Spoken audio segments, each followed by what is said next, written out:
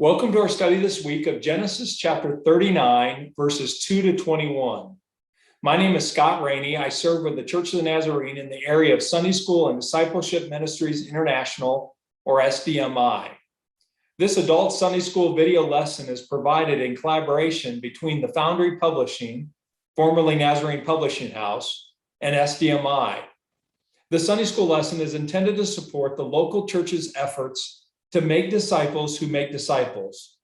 Please feel free to use this video in any way that helps your church and its families. Genesis 37, last week's lesson, introduced us to Joseph as a man destined to lead his family and carry on the promise God made to Abraham.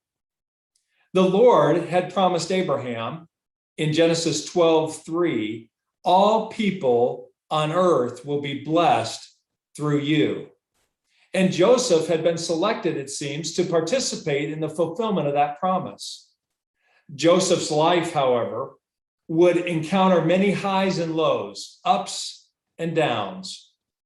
In Genesis 37, Joseph's brothers seemed to jeopardize the divine plan when, out of jealousy and hatred, they sold him into slavery, from a leader to a slave in 5 seconds.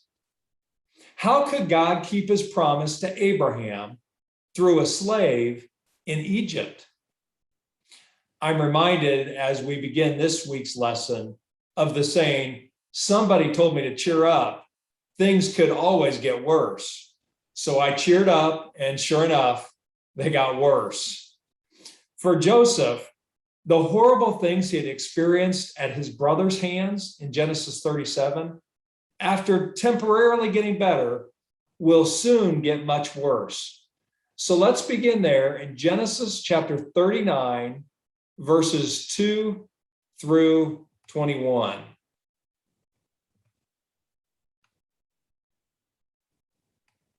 The Lord was with Joseph so that he prospered, and he lived in the house of his Egyptian master.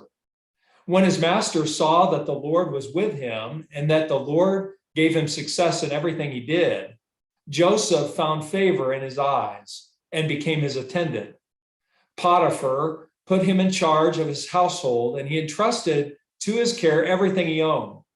From the time he put him in charge of his household and of all that he owned, the Lord blessed the household of the Egyptian because of Joseph. The blessing of the Lord was on everything Potiphar had, both in the house and in the field. So Potiphar left everything he had in Joseph's care. With Joseph in charge, he did not concern himself with anything except the food he ate.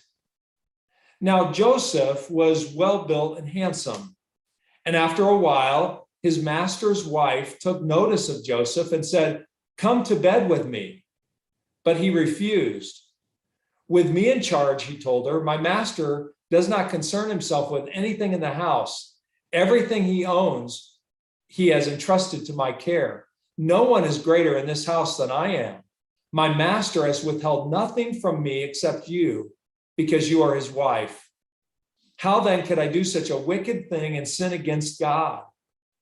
And though she spoke to Joseph day after day, he refused to go to bed with her or even be with her. One day, he went into the house to attend to his duties, and none of the household servants was in